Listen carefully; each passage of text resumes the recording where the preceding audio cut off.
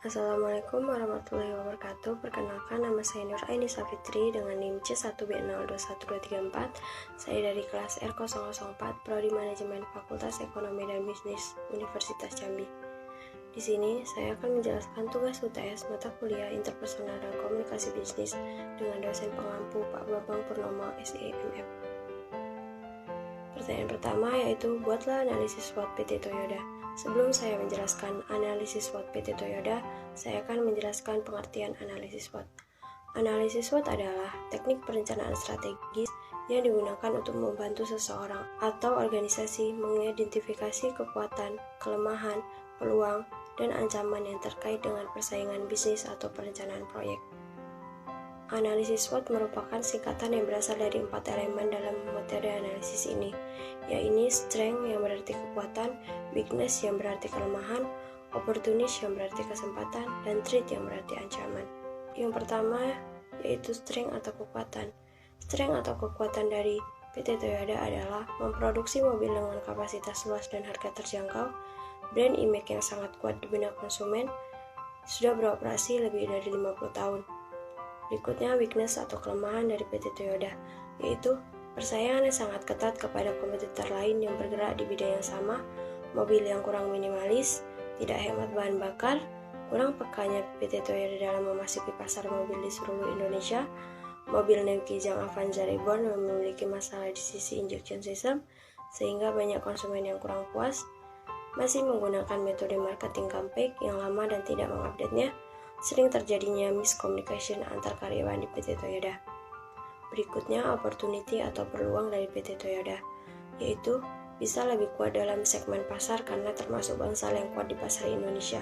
Bisa meluncurkan mobil dengan lebih minimalis atau konsep keluarga kecil. Upgrade metode pemasaran ke metode baru yang dapat menghemat keuangan dan meningkatkan jumlah penjualan mobil. Yang terakhir yaitu threat atau ancaman. Pesaing dan kompetitor yang lebih kuat bisa bergeser dengan kompetitor baru jika tidak melakukan upgrading atau inovasi-inovasi baru. Kompetitor mengeluarkan produk yang lebih baik dari PT Toyoda. Jika saya menjadi direktur di PT Toyoda Indonesia, saya akan menganalisis dan membuat inovasi-inovasi baru, supaya PT Toyoda bisa bersaing dengan kompetitor baru dan tidak tertinggal jauh di bangsal pasar mobil di Indonesia. Dan saya akan turun langsung ke kantor-kantor cabang untuk memberikan arahan agar para manajer dan staf lainnya untuk tetap memberikan pelayanan terbaik dan tetap menjaga komunikasi yang baik dengan pelanggan.